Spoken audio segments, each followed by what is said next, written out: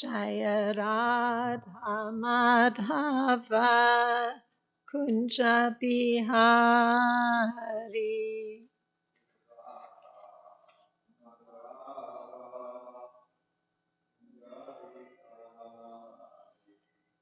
Gopi Jana Vallabha Girivaradari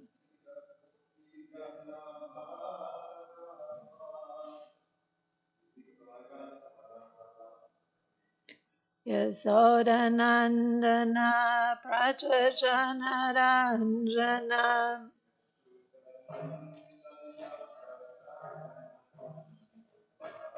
Yamunatira Vanachari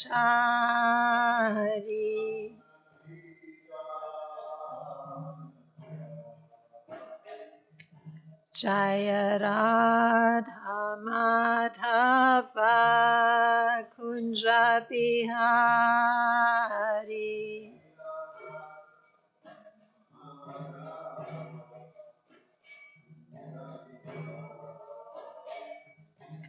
Gopi Jana Vallabha Girivaradari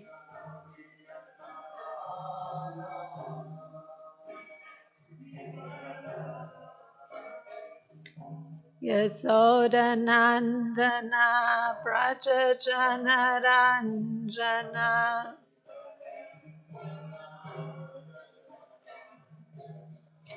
Yamunatira Vanachari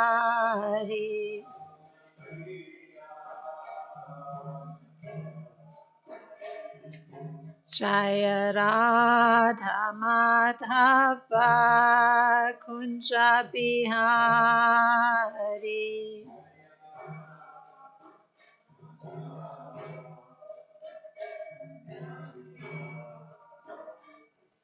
Gopi Jana Vallabha Girivaradari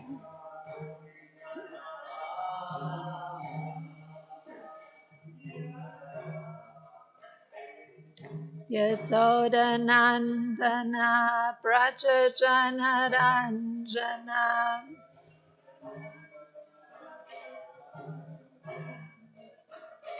Yamunatira Vanachari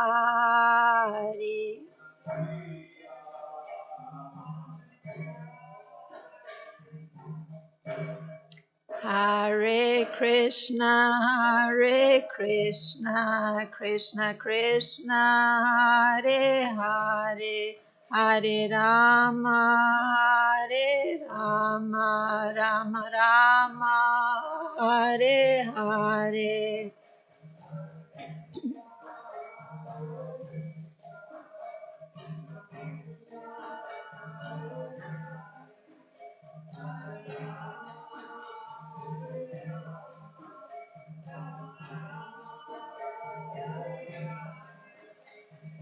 Hare Krishna, Krishna Krishna, Hare Hare, Hare Rama, Rama Rama, Hare Hare.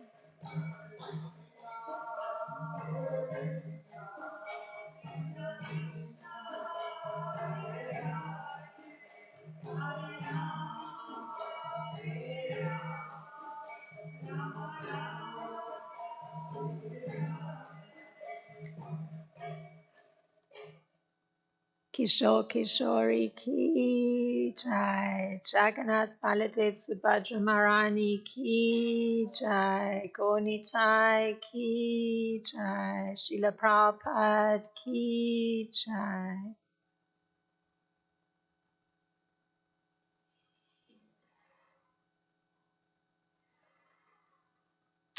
Om Namo Bhagavate Vasudevaya.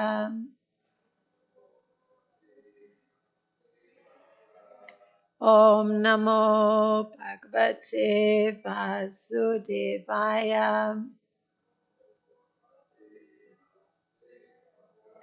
Om Namo Bhagavate Vasudevaya.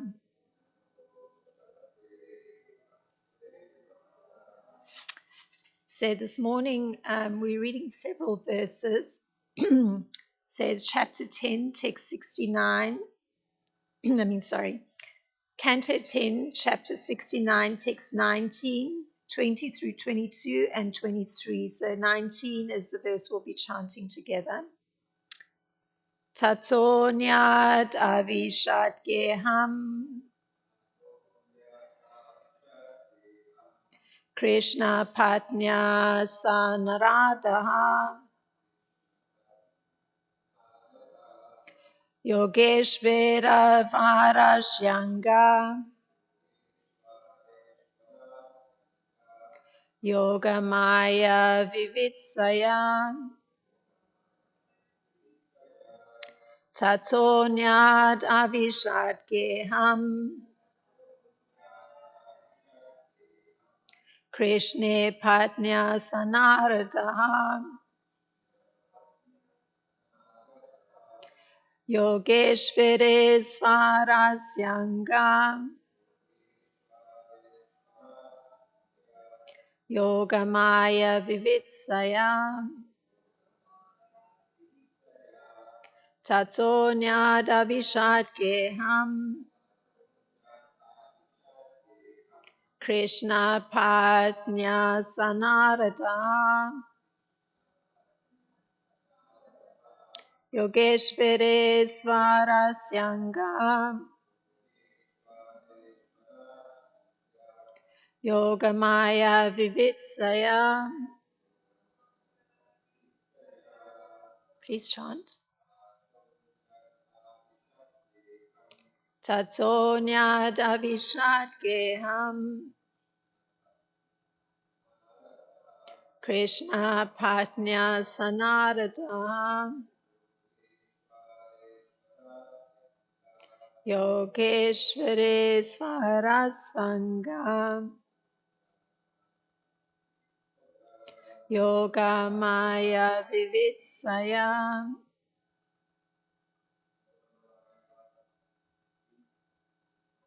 Tatonyadavishat geham Krishna patnya sanarada Yogeshvare svaya sangam Yogamaya vivitsaya. Tatonyadavishat geham Krishna patnya sanarada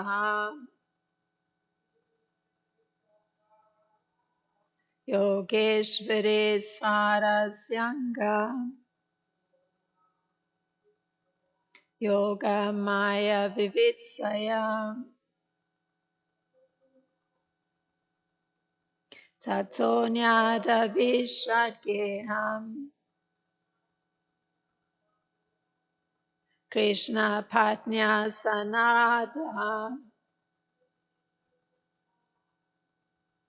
Yogeshvare svarasyanga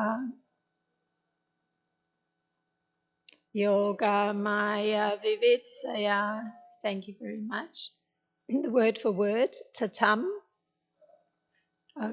them, anyat, another, avishat, entered, geham, residence, Krishna patnaya, of a wife of Lord Krishna, saha, he, narada, Narada Muni, Yoga Ishvara, of the masters of mystic power, Ishvarasya, of the supreme master, Anga, my dear king, Yoga Maya, the spiritual power of bewilderment, Vitsaya, with the desire of knowing. And the translation for text 19, and this is by the disciples of Srila Prabhupada. Narada then entered the palace of another of Lord Krishna's wives, my dear king. He was eager to witness the spiritual potency possessed by the master of all masters of mystic power. In text 21 through 22. Divyantam asayas tatrapi priyaya kodavena cha pujita paraya bhaktya prajuta nashana dibihi prishtas chavitu shevasau kadayato havamhi iti kriyate kim nu purnanam apumar asmad adibihi atapi bruhi no brahman janmaitar chobanam kuru satu vishmita uthaya tusmin anyat ugat griham. And the translation for text 20 through 22 is as follows. There he saw the Lord playing dice with his beloved consort and his friend Uddhava. Lord Krishna worshipped Narada by standing up, offering him a seat, and so on. And then, as if he did not know, asked him, quote, when did you arrive? What can needy persons like us do for those who are full in themselves? In my case, my dear Brahmana, please make my life auspicious, close quote. Thus addressed, Narada was astonished. He simply stood up silently and went to another palace. Purport by disciples of Srila Prabhupada. In Krishna, Srila Prabhupada explains that when Narada arrived at the second palace, this is Srila Prabhupada's writing, Lord Krishna acted as if he did not know what had happened in the palace of Rukmini, close quote. Narada understood that Lord Krishna was simultaneously present in both palaces, performing different activities. So he simply left the palace silently in great astonishment over the Lord's activities. And then text 23. Tatrapi avasta govindam jalayantam sutam shishun tato yasmin grihe pastan marginaya kritodayamam. And the translation for text 23 by the disciples of Srila Prabhupada. This time, Naradaji saw that Lord Krishna was engaged as an affectionate father petting his small children. From there, he entered another palace and saw Lord Krishna preparing to take his bath. Purport by the disciples of Srila Prabhupada. This translation is from Srila Prabhupada's Krishna, the Supreme Personality of Godhead. Srila Vishwanath Chakravarti comments that in virtually all the palaces Narada entered, Lord Krishna worshipped and honored him. Om Jnanatimrandasya Gananjana Shlakaya Chakshurinmilitam Yena Tasmai Shri Gurave Namaha Shri Chaitanya Manopistam Stapitam Yena Bhutale Swayam Rupa Kadamayam Tadati Swapadantikam Vandeham Shri Guru Shri Yuta Padakamlam Shri Guru Vaishnavam Shah Shri Rupam Sagrajatam Sahagana Ragutam Vitam Sajivam Sadvaitam Savadutam Parijana Saitam Krishna Chaitanya Devam Shri Radha Krishna's Padasaha Shri Radha Krishna Pahan Sahagana Lalita Shri Vishaka Vitam Chahe Krishna Karuna Sindhu Dina Bando Jagat Pate Gopesha Gopika Kanta Radha Kanta Namostute Tapta Kanchana Gorangi Radhe Vrindavaneshwari Vishabhanu Sute Devi Pranamami Hari Priya Vanchakalpatarubhya Shakripa Sindhubhya Vachat Patitanam Pavanebhyo Vaishnebhyo Namo Namaha Nama Om Vishnu Padaya Krishna Prasthaya Bhutale Srimati Rama Padaswami Iti Namine Nama Om Vishnu Padaya Krishna Prasthaya Bhutale Srimati Bhaktivedanta Swami Iti Namine Namaste Saraswati Deve Gauravani Pracharine Nirvishesha Sunyavadi Paschatya Deshatarine Jai Shri Krishna Chaitanya Prabhu Nityananda Shri Advaita Gadadhar Shivasadi Gaura Bhakta Vrinda Hare Krishna Krishna Krishna Hare Hare Hare Rama Rama Rama Hare Hare.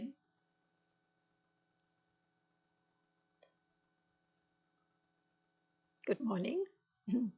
So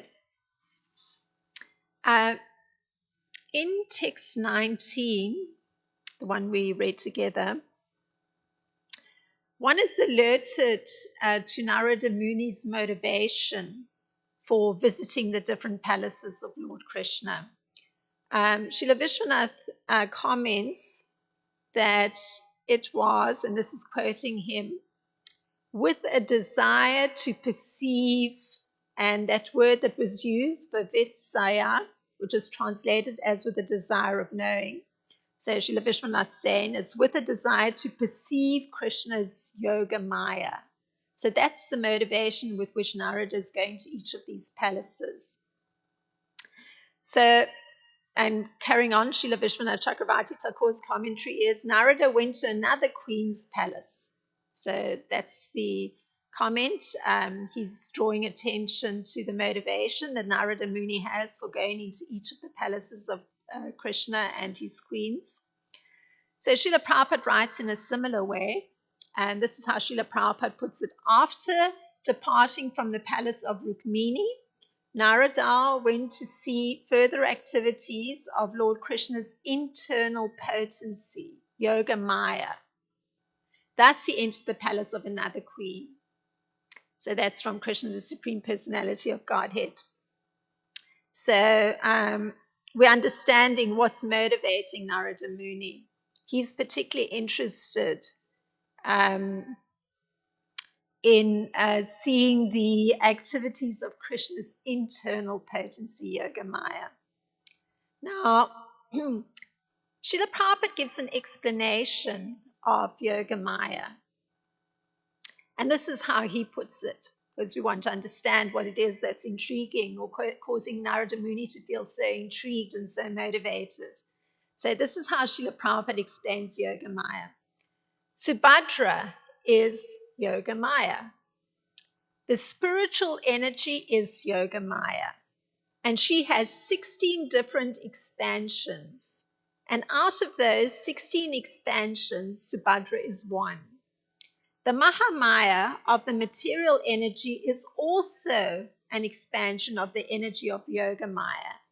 And both Yoga Maya and Mahamaya are equally important to Krishna, as much as any government department is important for functioning of the government. So Srila Prabhupada, he proceeds to make a comparison to help with understanding. So this is how Srila Prabhupada puts it. The police department may be horrible for the criminals, but to the government, it is a department as good as the university department. Similarly, Mahamaya is horrible to the conditioned soul, but to other liberated souls, there's no fear of Mahamaya because that liberated soul is protected by Yoga Maya. So it's that idea that, as a criminal, you're afraid of the police department.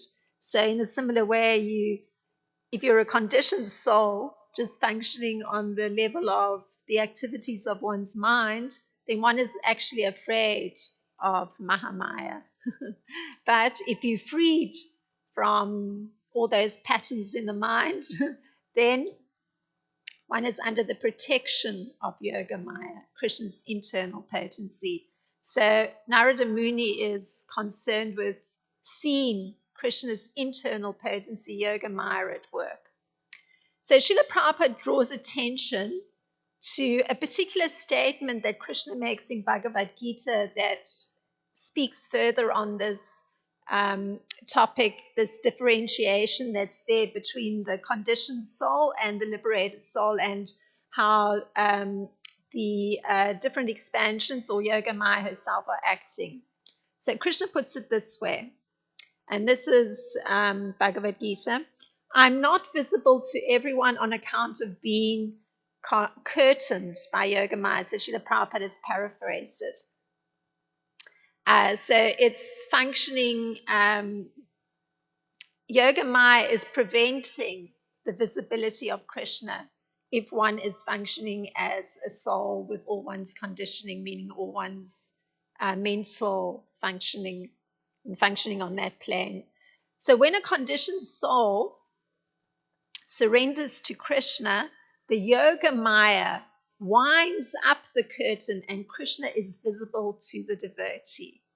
So that's Srila Prabhupada paraphrasing Krishna's words from Bhagavad Gita. So this particular explanation was drawn from a letter that Srila Prabhupada had written to a devotee called Madhusudana in 1968. So one could say that Narada Muni, certainly he has the curtain pulled back, such that he's able to witness the activities of Lord Krishna with each of his wives. In fact, his 16,108 queens. So for ourselves, naturally, if we're receiving an explanation of Yogamaya from Srila Prabhupada, then it brings an awareness of the underlying conditions by which one can explain Narada's interest in seeing how Yogamaya is operating in each of the palaces. So here's Srila Prabhupada continuing. So we're getting something of what Narada is experiencing and how he's seen Yogamaya or Krishna's internal potency acting. There, he saw Krishna engaged in playing chess with his dear wife and Uddhava. The Lord immediately got up from his personal seat and invited Narada Muni to sit there. The Lord again worshipped him with as much paraphernalia for reception as he had used in the palace of Rukmini. After worshipping him properly, Krishna acted as if he did not know what had happened in the palace of Rukmini. He therefore told Narada, "My dear sage, when your holiness comes here, you are fooling yourself. Although we are householders and are always in need, you don't require anyone." So Narada Muni had just visited a different palace just prior to what we're reading today, and it was Rukmini's palace. And Krishna had actually gone through the whole worship of Narada, a Kshatriya or king, because that was the position Krishna was taking, worshipping a Brahmana. So when Narada Muni comes to the next palace where he's witnessing Krishna playing chess with Uddhava and one of his queens, I think is Satyabhama, Krishna goes through the same motions. He stands up, he offers Narada a seat and worships him once again. And not showing that there's an awareness that he had just done that same activity to Narada in a different palace. So this witnessing of Yogamaya at work produces a particular reaction in Narada Muni. And this is how Srila Vishwanath Chakravarti Thakur notes the reaction that comes in Narada Muni from witnessing Yoga Maya working. At Satyabhama's palace, Narada saw Krishna playing dice. Krishna spoke to Narada, who was standing silently in great astonishment. So the reaction of Narada is great astonishment.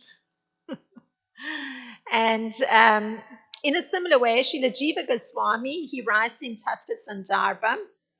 So here's another situation in which there's a little bit more insight into the functioning of a very great personality and how they're understanding Krishna's different energies operating. So Srila Jiva Goswami in Tattva Sandarbha, he writes that when Sri Vedavyas saw the Lord, it is understood that he saw the Lord along with his internal energy.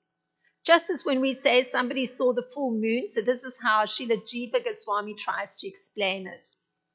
Just as when we say somebody saw the full moon, we understand that the person saw the moon along with the effulgence. Because generally, when you look at the moon, you see the sort of radiating light around the moon. So you don't just see the circular moon, but you see the radiance around the moon. So it's similar to that. That's how Srila Jiva Goswami is trying to explain Sri Vedavyas seeing the Lord. Therefore, it is said, this is Srila Jiva Goswami, you are the original personality of Godhead who expands yourself all over the creation and are transcendental to the material energy. You have cast away the effect of the material energy by dint of your spiritual potency. You are always situated in eternal bliss and transcendental knowledge. So that's Srila Jiva Goswami trying to explain, because one might think, oh, Krishna in some way must be affected by the material energy if he's in the material plane. And this is Srila Jiva Goswami explaining how it's not the case. Krishna is able to just cast away the material energy because it's one of his energies. So there's an explanation in Tattva Sandarbha on this particular paragraph that I've read of Srila Vedavyas and Srila Jiva Goswami describing how when he sees the Lord, what he's understanding. So Gopi Pranadhana Prabhu, he explains that the Lord shows no interest in his external energy, but always remains with his internal energy.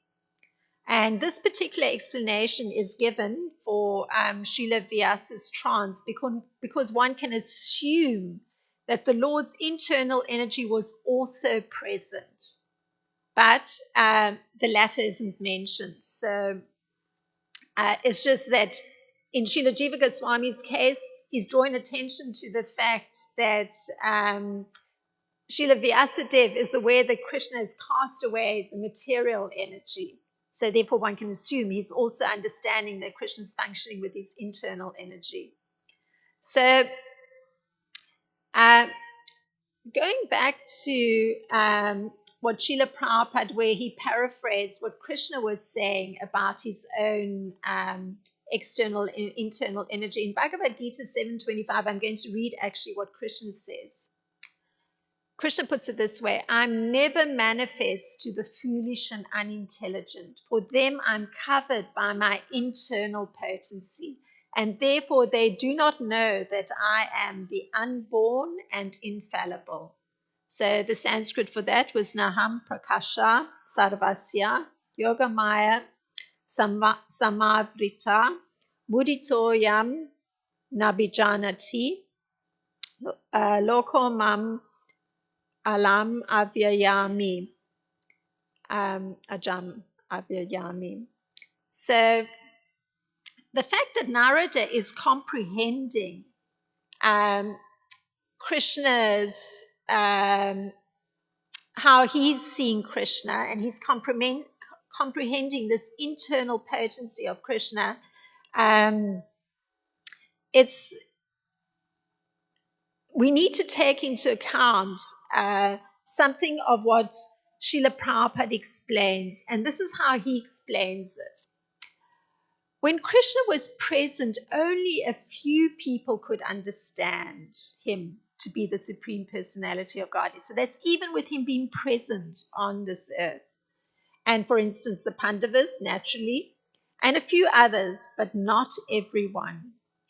He was not revealed to the non-devotees and the common man. Therefore, in the Bhagavad Gita, Krishna says that but for the pure devotee, all men consider him to be like themselves. Like I know a very young person, whenever Krishna comes into the picture, some comparison is made with that person. The person compares Krishna to themselves. This is the general way. We use ourselves as a reference point because that's how we attempt to understand the world, what we know of ourselves. So the interesting thing is that that's a very natural way to use oneself as a reference point. But of course, it's a mistake to think that Krishna, therefore, is like oneself, just because one's using what one knows of oneself as a reference point. And Srila Prabhupada says, he's only manifest to his devotees as the reservoir of all pleasure. So that's how the devotee comes to understand that Krishna is the source of all happiness and pleasure. But to others, and Srila Prabhupada calls others, unintelligent non-devotees, he's covered by his internal potency. So, naturally the question comes, and this question was asked by Srila Baladev Vijayabhusan. He asked the question, why does the Lord tolerate the bewilderment of the jivas? Because if he's the source of pleasure and happiness, how can he, and he's so ready to distribute that happiness and pleasure, how can he actually tolerate bewildering the living entities? And that's a question asked by Srila Baladev Vijayabhusan. And this is the response that Srila Baladev Vijayabhusan gives. He desires that the jiva becomes favorable to him. It's his desire, because he gives free will. So his desire is that the jiva becomes favorable to him. And out of fear of Maya, he desires that the jiva then turns towards him. So it's a kind of an arrangement that Krishna makes with his external energy. Because remember, the idea is that actually the external energy is generally horrible for the conditioned soul because they have to go through so much suffering, like everywhere functioning on the mental plane, one runs into difficulty here, there, it's not how one wanted, the expectation doesn't get filled, what one desires, the opposite is also there. So it's very complicated. And so it's out of fear of Maya that Krishna is hoping that the living entity will turn towards him. So in this way, there's actually no, and this is Srila Baladev's Vijayabhusan's words, there's no injury to Krishna's mercy. He's already been merciful by making that arrangement. By having Maya give suffering. It's to assist the living entity. Now, Srila Vishwanath Chakravarti Thakur explains that it actually takes 14 and a half verses which describe what Narada observes. So remember, Narada is actually fully in tune with Krishna's internal energy. So he's fully able to see what's functioning, what's happening. And so just as Narada saw numerous manifestations with various moods and activities of Krishna, Krishna's one body. So there's Narada's understanding there's one body, but he's seeing like it's showing itself, Krishna's one body, in different ways, doing different activities. And similarly, he also saw numerous manifestations of the single body of Uddhava. So Uddhava was present in different palaces doing different activities. So he also had that kind of mystic potency that he's able to expand himself in that way. So Narada, he himself was traveling at the speed of mind. That's Srila Vishwanath Chakravarti Thakur explaining. So in a single moment, he was able to be in each of those 16,000 palaces. So he's moving. You know how fast the mind moves? Like in a second, we can transport ourselves to a country we may have grown up in 1 second. So it's very fast. That's the speed at which Narada was moving between the 16,000 palaces, the 16,108 palaces. And he was able to see Krishna performing different activities. So at the speed of mind, just like we may transport ourselves to our childhood home at the speed of mind, and then at the speed of mind, we may be able to transport ourselves to our university, or at the speed of mind, then we'll transport ourselves to our previous day, similar kind of thing. Narada moved at that speed to actually move between all those palaces of Lord Krishna and see the different activities. And at different times, those activities are taking place. And in text 23, the last one that we read, it describes Krishna petting his small children. And in a different palace, he's preparing to take his bath.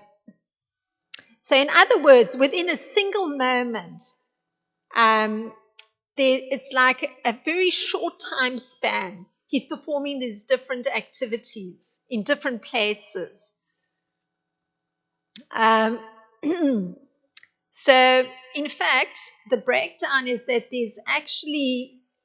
there's a Sanskrit term, gatika, which comprises an entire day. And in that day, it's 60 gatikas, like 60 different components of time. That's how it's described. I don't know how it's broken, but 60, I don't know how you would divide the 60 into 24 hours. I'm not sure, but the Sanskrit way of looking at it is that there's 60 components to one day. And in those 60 components, that's how Narada was moving at the speed of mind in those 16,108 palaces, observing different activities in the same time span, but at different times of the day. And he entered, coming into the various locations, and the various phases of dawn and so on were showing themselves. So he's moving at the speed of mind, but in different palaces. You know, at one moment it's dawn, at the next moment it's morning, mid-morning, afternoon, etc. So he's seen all the activities in the different palaces. So depending on how he was moving and I guess the location, different activity appropriate to the time of day. So Narada understood that at all the times of the whole day and all the different activities, they were occurring simultaneously. That's the extraordinary thing. Every single activity in every different part of the day, it was occurring simultaneously. So Krishna's one body, expanded in that way, was able to perform 16,108 different activities and simultaneously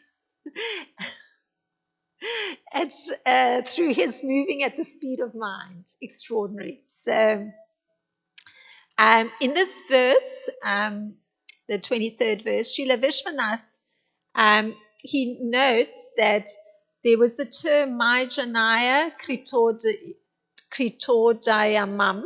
It indicates it was early morning or dawn in that palace. So Krishna was drawing his bath and petting his children, dawn, early morning.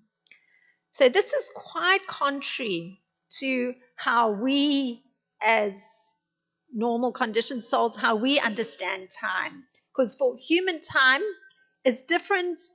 Our conception of time is very different from, let's say, some microscopic creature that we can't see, some entity that's maybe come to some dirty object. For that microbe, the sense of time is quite different because maybe their lifespan is one day, equivalent to one day for us. So how they're experiencing that one day is quite different to how we're experiencing one day.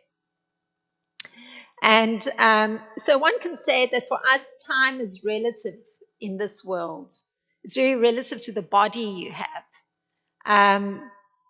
But on the absolute plane, just hearing how it's possible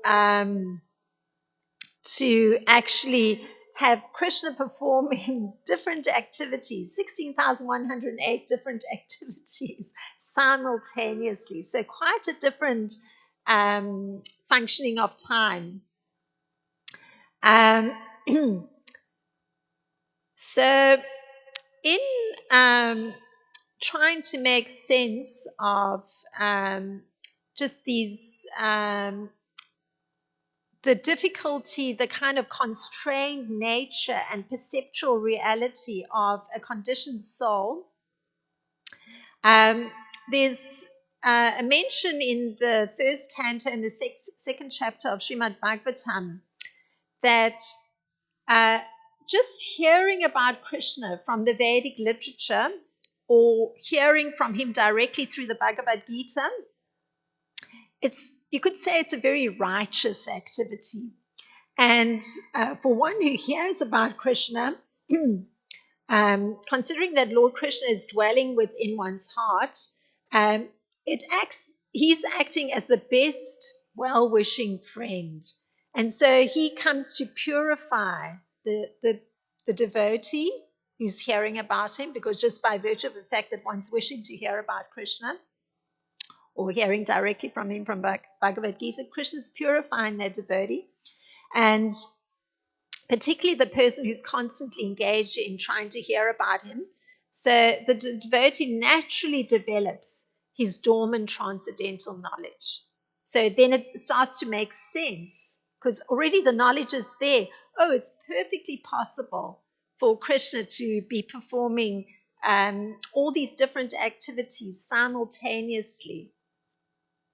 So the more one hears about Krishna from the Bhagavatam, the more he becomes fixed in the service of the Lord. It becomes just so natural. And by development of devotional service, one becomes free from the mode of passion and ignorance. So that's what's going to free one from that external energy of Krishna, or the control of the external energy where one is blocked from seeing Krishna and being able to understand. And in this way, whatever one's carrying in the heart that's actually pulling one in a different direction, like greed and lust, that gets diminished.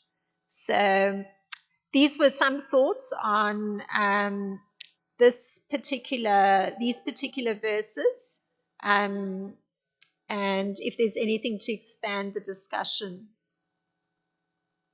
particularly on the topic of trying to understand.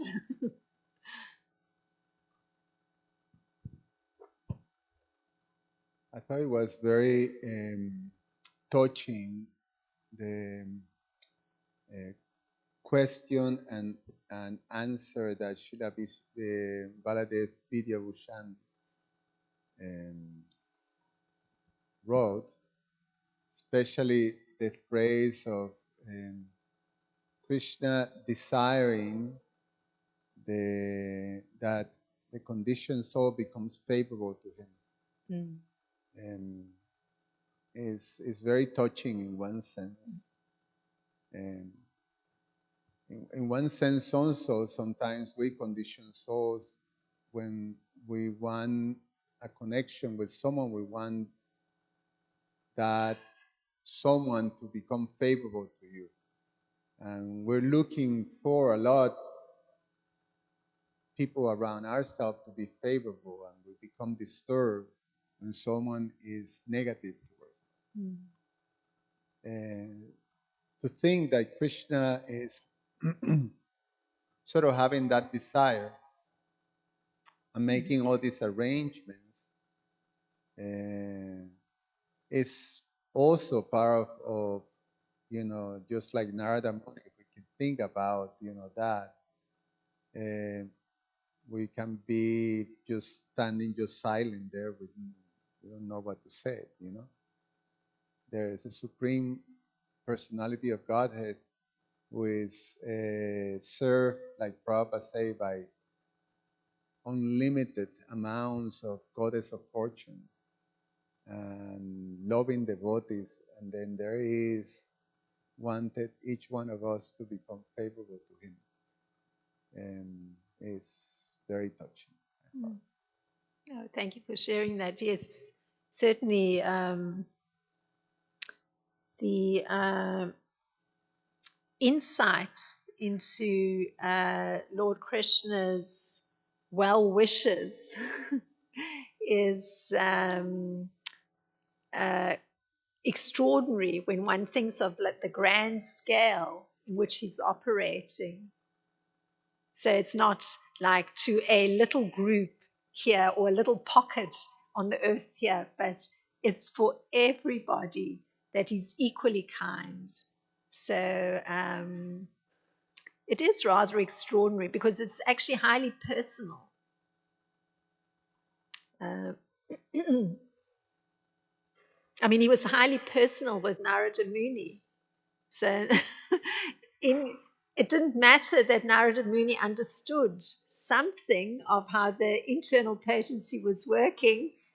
He was still astonished, but Krishna still did the right thing in each of the cases when Narada showed up. And it's mentioned here in the purport of the 23rd verse that in each case, Krishna went through honoring and showing proper deference to Narada Muni.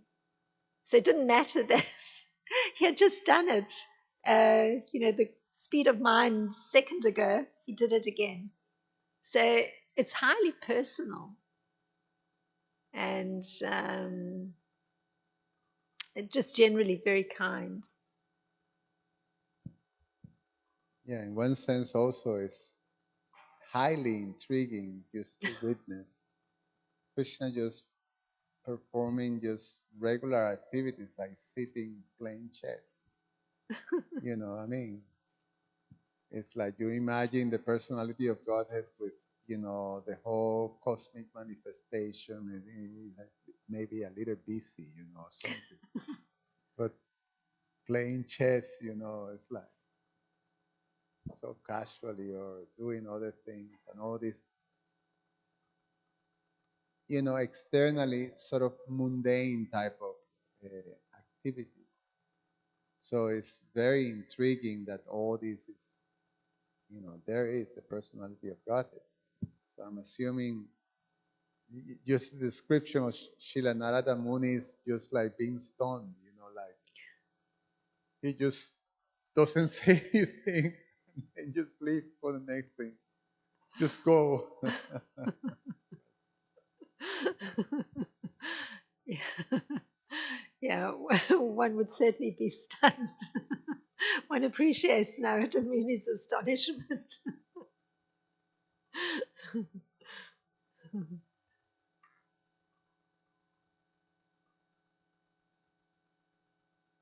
Well, if there's any other thought or isn't, we'll close the Bhagavatam class. Thank you very much for your kind attention. Shri Prabhupada ki jai, Srimad Bhagavatam ki jai.